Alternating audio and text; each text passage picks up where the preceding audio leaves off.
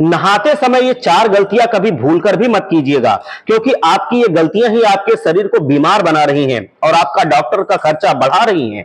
अगर आप इन 4 गलतियों को सुधार लेते हैं तो आपके शरीर में कभी भी किसी भी तरह की कोई समस्या नहीं होगी और आप बुढ़ापे तक निरोगी रहेंगे। कौन सी हैं ये 4 गलतियां, चलिए जान लेते हैं। नहाते समय आपको कुछ बातों का विशेष ध्यान रखना होता है, क्योंकि नहाते समय हमारे शरीर का ब्लड सर्कुलेशन मेंटेन रहना बहुत आवश्यक है। इसके लिए पहली बात है कि अगर आपको प्यास लगी है तो पहले पानी पीकर फिर नहाने जाएं। नहाने के तुरंत बाद पानी पीना सेहत के लिए हानिकारक होता है।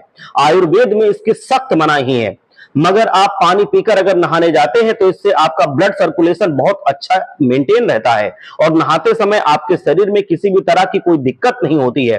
क्योंकि कई बार नहाने का गलत तरीके से हम अगर कुछ नहाने में ऐसा करते हैं तो शरीर में दर्द होने लगता है, हमको जुकाम लग जाता है और बहुत सारी और समस्याएं हमको हो जाती हैं।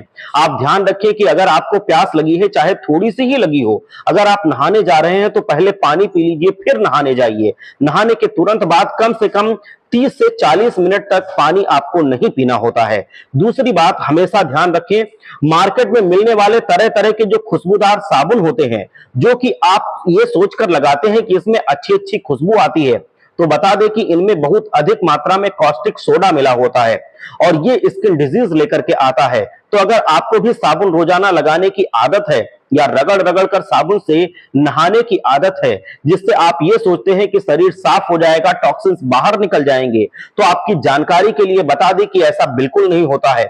इसमें मौजूद जो कॉस्टिक सोडा होता है वो आपकी बॉडी के अंदर जो नेचुरल ऑयल है उसको एब्जॉर्ब कर लेता है, जिसकी वजह से शरीर में खुश्की आती है, दाद आती है, खा जाती है, खुजली की दिक्कत बढ़ने लगती है। अगर आप बार बार साबुन से नहाते हैं तो आपको ईचिंग की दिक्कत हो जाएगी। तो ऐसे में आप सोचेंगे इसका दूसरा ऑप्शन क्या है, तो इसका दूसरा ऑप्शन है कि हफ्ते में 2 या 3 दिन कभी भी आप 1 दिन छोड़ के या 2 दिन छोड़ के उबटन का इस्तेमाल करें।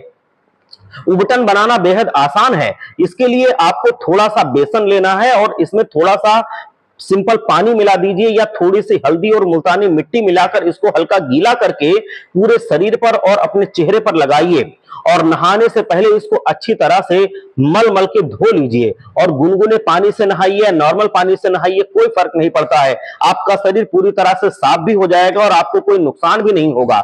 दूसरी बात, आपको साबुन लगाने की जरूरत भी नहीं पड़ेगी, क्योंकि हमारे स्किन के अंदर जो भी टॉक्सिन्स होते हैं उसे ये उबटन निकाल देता है और आपके शरीर को डिटॉक्सिफाई करता है।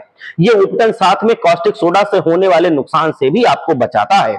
नंबर 3 पर आता है कि अगर आप योगा या एक्सरसाइज करते हैं और उसके तुरंत बाद आप ये सोचकर नहाने चले जाते हैं कि बहुत पसीना आ गया है, अब तुरंत से मैं नहा लेता हूं और साफ सुथरा हो जाता हूं, तो ये आपकी आदत आपको बीमार बना देती है। क्योंकि एक्सरसाइज के तुरंत बाद आपके शरीर का तापमान बढ़ा हुआ रहता है और जब आप नहाने जाएंगे तो बॉडी का सर्कुलेशन बिल्कुल खराब हो जाएगा।